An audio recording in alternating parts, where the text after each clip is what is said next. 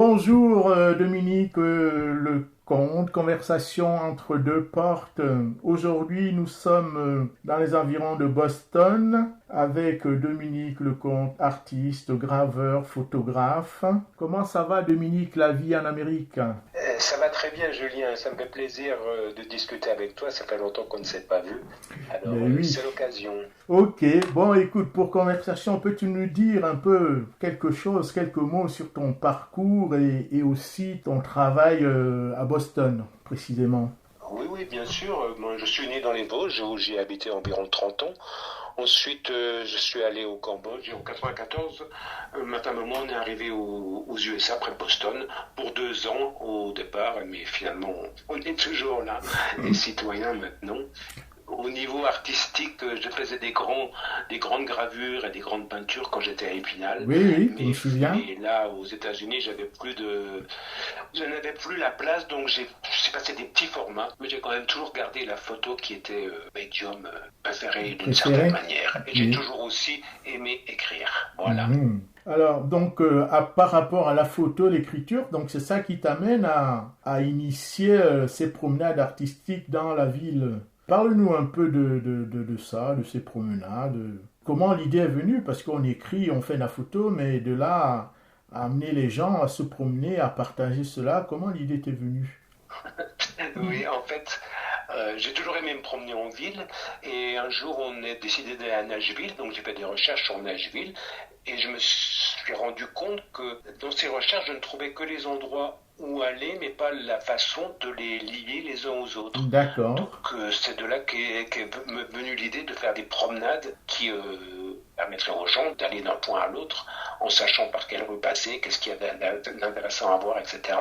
Et je me suis dit, mais je vais faire ça pour Boston, parce que je connais quand même bien Boston, Oui. c'était à peu près il y a 15 ans, donc ça faisait déjà 15 ans que j'habitais là.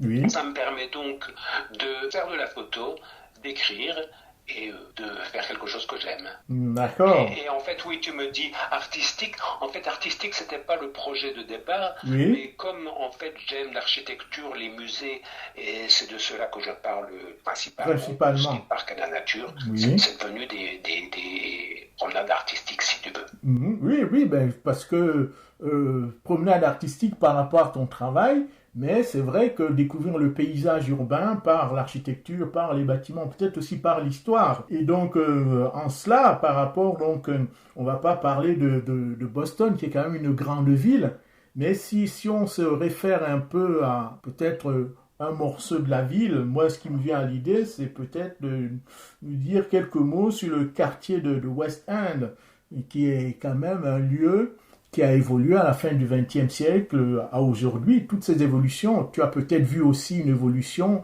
parce que ça fait un moment que tu y es. Qu'est-ce que tu peux nous dire par rapport à ce quartier-là, son histoire d'hier et d'aujourd'hui? En fait, c'est la première promenade que j'ai réalisée sur Boston. Et ça m'intéressait parce que c'était un quartier pas du tout touristique, mais j'avais visité par hasard un petit musée gratuit sur ce quartier et appris beaucoup sur lui et son histoire. Et je me suis dit, tiens, c'est intéressant. Donc, pour en raconter l'histoire plus générale, il faut dire que Boston a été construit en reprenant des terres sur la mer et sur les marais qui entouraient. Oui, Donc en fait, au départ, le West End, c'était un étang avec un moulin et une petite baie. Et le secteur a été remblayé au début du 19e siècle avec des terres provenant d'un autre endroit qui s'appelle Beacon Hill, qui est maintenant un quartier chic et historique de la ville avec des petites rues, des lampadaires au gaz, etc. etc.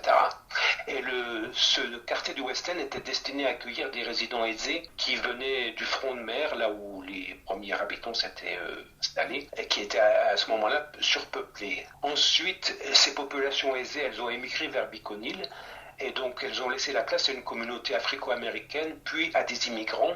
Et jusqu'à la fin des années 50 environ, c'était un vaste quartier, à ce moment-là italien et juif, mhm, mais abritant également de nombreuses autres communautés. Et il y avait des rues étroites, des immeubles de 3 ou 4 étages. Et dans les années 30, les Bostoniens fortunés le considéraient comme un taudis, oui. présentant un risque d'incendie. Et en fait, ils ont tout fait pour que ça devienne comme ça, parce que par un moment, ils ramassaient plus les ordures. Ah oui.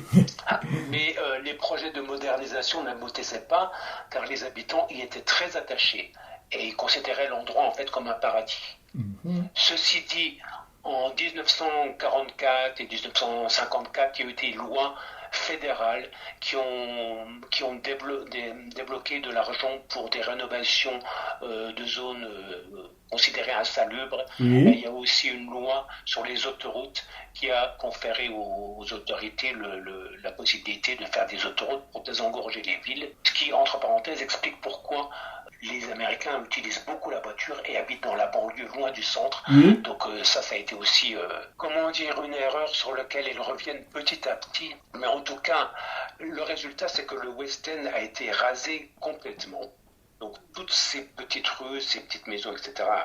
ont disparu et à la place sont nées des tours d'habitation. Oui. En principe, au départ, pour les gens de l'endroit, mais en fait, ils n'y ont jamais eu accès. Oui, jamais, oui, c'est toujours pareil.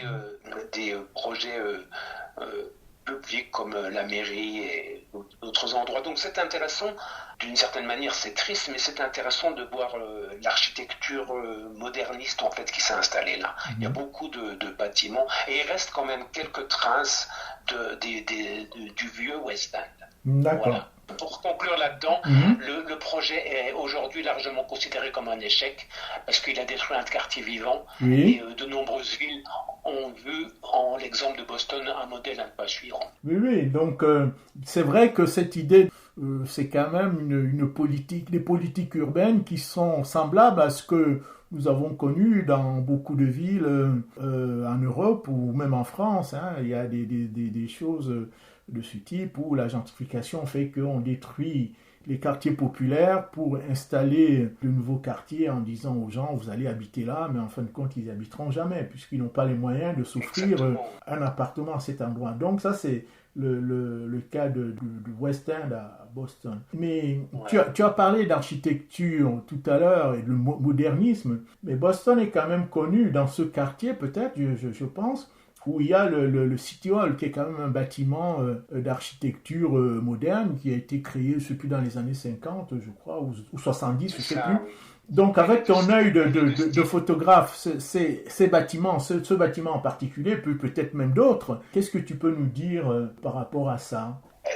La mairie, donc City Hall, est de style brutaliste. Oui. Et en fait, elle a été décrite comme soit la 10 meilleures réalisations architecturales des États-Unis, soit la pire. D'accord, ok.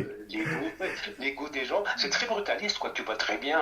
Il y a une grande place autour pour que les gens puissent circuler. Elle est ouverte en bas, et aussi pour que les gens puissent circuler, bien que maintenant c'est bouché à cause parce qu'ils craignent des attentats. Et tu vois les différents étages avec des briques ou du ciment selon les gens qui occupent ces étages. Donc ça c'est intéressant. J'aime bien ce bâtiment même s'il est très particulier au milieu de la ville. Oui. Dans le West End, il y a aussi un autre qui s'appelle The Last Tenement House. En fait, c'est la dernière maison d'origine du West End, si tu veux. Elle a inspiré un film d'animation qui s'appelle Up, c'est-à-dire là-haut en français. Oui. C'est un film d'animation où un vieux monsieur met des ballons à sa tour parce qu'il veut l'enlever de cet endroit où il n'y a plus que des grandes tours d'habitation. Et en fait, je ne sais pas trop pourquoi ce bâtiment il était conservé, mais ce que je sais, c'est qu'il était habité par un temps par la mafia qui rançonnait le quartier avant qu'il soit détruit. Donc ça peut être peut-être une raison. D'accord, ok. Ça, c'est vraiment comment l'architecture, un bâtiment qui reste là comme un témoin d'une histoire particulière d'un lieu. Mais Boston, c'est vrai que ce bâtiment de City Hall a été conçu, je crois, par le cabinet MKM ou MMK, quelque chose comme ça. Je ne me souviens plus des trois. Voilà. KMK, voilà. Donc c'est ceux qui ont quand même bâti pas mal de choses à Boston pendant ces années-là. Oui. Mais avant eux, Boston est quand même connu. En fait, la ville de Boston a eu comme architecte un natif de Boston très connu, Charles Bulfinch, qui est quand même un personnage atypique dans le monde de l'architecture. Qu'est-ce que tu connais de ce brave monsieur architecte de sa ville? Il est né donc en 1763 à Boston et il est considéré comme le premier architecte américain de souche, parce qu'il était né à Boston. Il a fait donc sa carrière à Boston et à Washington DC, où Oui. il a par exemple reconstruit le Capitole. Le Capitole, oui, qui avait brûlé. Ouais, il a été éduqué à Harvard University, qui est donc à Cambridge, de l'autre côté de la rivière qui sépare Boston et Cambridge. Il a fait un voyage en Europe et il a été influencé par l'architecture classique italienne. Donc il est connu pour un style fédéral avec dômes, colonnes, symétrie des façades qui sont assez sévères, en briques rouges, mais c'est un style quand même très particulier. Il a beaucoup de bâtiments à Boston, dont le Capitole de Boston aussi. Oui. Et aussi, il a fait le jardin public qui s'appelle le Boston Common. Et dans le West End, dans un triangle qui s'appelle le triangle Bullfinch, qui n'a pas été détruit, il a réorganisé les rues, introduit des égouts, mis des lampadaires à Boston. Donc il a eu une grande influence sur l'architecture américaine du 19e siècle. Quand même quelqu'un d'intéressant. Malgré son succès et son travail, il a souvent été couvert de dettes, parce que je crois qu'il faisait aussi des investissements. Oui, c'est ça. Et il n'était pas payé, pas toujours payé. Donc il a en fait été emprisonné pour un temps, un mois je crois, dans une prison qu'il avait lui-même construit. Voilà. Oui, c'était un peu cette vie atypique. Comment il a travaillé aussi pour la ville de Boston, où il a été élu, quelque chose comme ça, non? Je sais plus. Oui, en fait il a été élu pour comment on appelle ça, pour l'assainissement, des choses comme ça. D'accord, ok. Moi, c'était un des premiers qui a fait ça. C'est pour ça qu'on lui doit les égouts et des choses comme ça. Donc il avait quand même beaucoup d'idées progressistes pour l'époque. Oui, donc c'est quelqu'un qui a œuvré pour sa ville et on en trouve encore les traces aujourd'hui. Bon, là, j'aimerais qu'on revienne un peu parce qu'on a un peu survolé l'idée de tes promenades. Qu'est-ce que tu peux nous dire de plus? Concrètement, comment ça se passe, ces promenades, et qu'est-ce que tu racontes à tes invités, en quelque sorte, à tes promeneurs? Voilà, dis-nous un peu, dans une situation réelle, comment ça se passe, ces promenades? Oui, alors, une fois qu'ils ont trouvé la promenade qui les intéresse sur mon site, ils peuvent télécharger un PDF, et sur ce PDF, il y a des photos, il y a des descriptions, j'indique quelles stations de métro sont les plus faciles pour débuter la promenade et pour en sortir. Ensuite, la promenade se fait pas à pas, j'indique les rues, les choses intéressantes à voir, les architectures particulières, les musées gratuits. Là où il y a des toilettes, parce que c'est toujours... Ah, ça c'est vraiment très intéressant, oui, bien sûr. Parce qu'à un moment donné... Eh oui. Là où il y a des restaurants aussi, parce que il faut bien... Il faut bien se restaurer, ouais. On marche, quoi. Voilà. Et en fait, ce sont des promenades d'environ 2 heures ou 5 kilomètres, mais en fait qui peuvent être beaucoup plus longues si tu entres dans les musées gratuits et des choses comme ça. Mais comme ça s'appelle des promenades le long et hors des sentiers battus, il y a quand même une indication de toutes les hauts lieux de Boston, le très grand musée qui s'appelle le musée des Beaux-Arts, des choses comme ça, des incontournables si tu veux. Je m'intéresse moins à ça qu'au parcours d'un endroit à un autre et aux choses qu'on ne voit pas forcément. Et il y a des gens qui m'ont dit j'aurais jamais osé aller là ou imaginer qu'il y avait ça dans cet endroit. Voilà un peu ce que c'est. Alors si je comprends bien, est-ce que c'est une promenade, chacun le fait à son goût? Est-ce que c'est toi qui accompagnes les promeneurs? Ah non, oui, tu as raison de me demander. Ce sont des promenades autoguidées. Autoguidées, donc, voilà. Les gens achètent en fait pour quelques dollars ce PDF et ensuite ils se promènent comme ils veulent, ce qui leur permet d'arrêter quand ils veulent. Oui, c'est ça. Ils ne sont pas obligés de suivre etc. Bien sûr, donc, ça s'adresse quand même à se promener seul, mais en fait, un des slogans, c'est vous pouvez marcher à votre guise, mais vous ne serez jamais perdu parce que vous avez une carte qui vous indique où vous êtes, etc. Donc, D'accord. quand on arrive dans une ville nouvelle, on se demande un peu où est-ce que je peux aller, etc. Donc là, tout est indiqué. Donc, le guide... En fait, j'ai fait la même chose pour New York, pour Chicago et pour Philadelphie. D'accord. Là parce que c'est assez de travail comme ça. Oui, c'est super. Donc, imaginons... Donc, ces documents sont en anglais. Non, ils sont en anglais et en français. Et en français. Donc, c'est super. Donc, nos amis qui suivent Conversation entre deux portes, si un jour ils se promènent à Boston, s'ils sont à Boston ou à New York, ils peuvent télécharger ce PDF et ensuite choisir une balade une promenade et ensuite découvrir de manière insolite les rues de New York, de Boston, de Philadelphie, tu as dit? Oui, voilà. Et de Chicago. Et de Chicago. Mais c'est merveilleux tout ça. Que de parcours, que de moments artistiques à partager autour de ça. Donc on arrive à peu près à la fin de conversation entre deux portes. Est-ce que toi, tu as un sujet que je n'ai pas abordé, qui te tient à cœur, soit au niveau du travail artistique, l'architecture, les promenades? Est-ce que tu as une envie ou un projet, quelque chose à partager avec nous? Tu as la parole. En fait, j'avais toute une liste de bâtiments remarquables à Boston dont je n'ai pas vraiment parlé, mais il y a eu beaucoup d'architectes assez connus comme Pei, comme Gehry, comme Le Corbusier, Verhaeren, qui ont construit soit à Boston, soit à côté à Cambridge sur l'université du MIT ou sur l'université de Harvard. Donc tout ça, ce sont des choses que je montre dans les promenades. Pour terminer, si tu veux, si vraiment vous aimez l'architecture contemporaine, allez à Chicago. Parce que comme Boston, mais sur une plus grande surface, la ville a brûlé en 1871, elle a été construite en bois. Et en fait, la reconstruction a été l'occasion d'expérimenter avec de nouvelles formes et de nouvelles idées.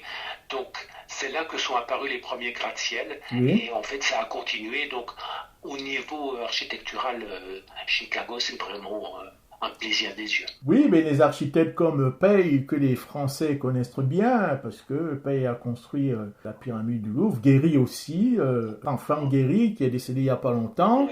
Le dernier bâtiment qu'il a fait en France, la fondation Louis Vuitton. Puis pour ce qui est de Pei a construit aussi le MUDAM au Luxembourg, le musée d'art moderne de la ville de Luxembourg, du Grand-Duché, donc qui est au quartier de l'Europe là. Oui, donc que de grands noms de l'architecture que nous aimons tous, que nous connaissons. En fait, pour ajouter sur Pei, il a fait ses études à Harvard, donc ça explique. D'accord, oui, ça explique aussi que voilà, oui, bien sûr, oui, mais il y a tant de choses à dire.